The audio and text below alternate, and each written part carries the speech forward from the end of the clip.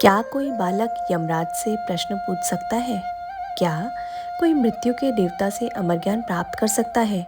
उपनिषदों में एक ऐसी ही अद्भुत कथा देखने को मिलती है, एक छोटे से बालक नचिकेता की, जिसने सत्य की खोज में यमराज जी तक का द्वार खटखटा दिया। आज इस वीडियो में हम जानेंगे नचिकेता और यमराज की एक प्रेरक कथा जो हमें आत्मा और जीवन का गहरा ज्ञान देती है।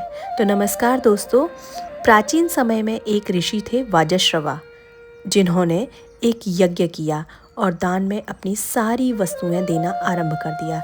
लेकिन उन्होंने दान में कमजोर और बूढ़ी गाय देना शुरू कर दिया।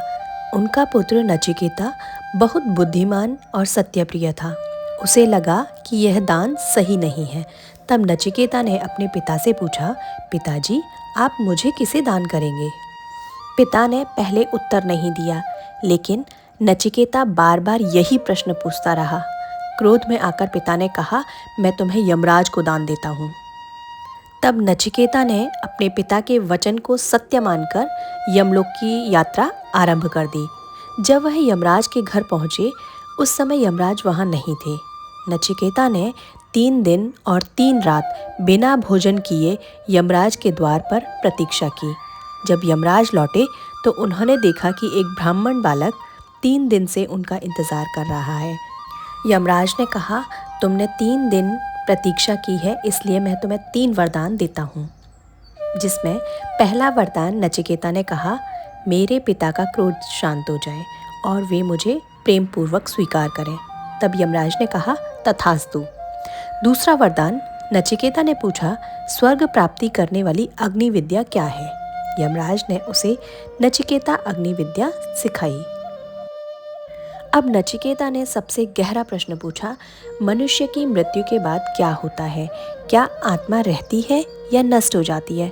यह सुनकर यमराज ने उन्हें बहुत सारे प्रलोभन दिए, जैसे धन, लंबी आयु, राजपाट, सुख, और कहा कि आप इन सभी के बारे में जान सकते हैं।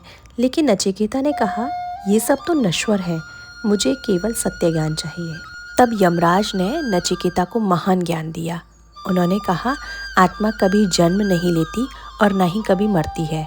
फिर उन्होंने यह प्रसिद्ध उपनिषद मंत्र बताया, न जायते प्रियते वा अजो नित्यम शाश्वतो अयम पुराणो न हन्यते हन्यमाने शरीरे। अर्थात आत्मा न कभी जन्म लेती है और न ही कभी ये मृत्यु को प्राप्त होती है। यह अमर और शाश्वत है। प्रिय दोस्तों, यही कारण है कि नचिकेता की कथा उपनिषदों की सबसे प्रेरक कहानियों में से मानी जाती है। अगर आपको यह वीडियो अच्छा लगा हो तो वीडियो को लाइक करें, चैनल को सब्सक्राइब करें और कमेंट में ज़रूर बताएं कि आपको नचिकेता की कौन सी बात सबसे अधिक प्रेरित करती है। धन्यवाद। फिर मिलेंगे उपनिषद की एक और रोचक कथा के साथ।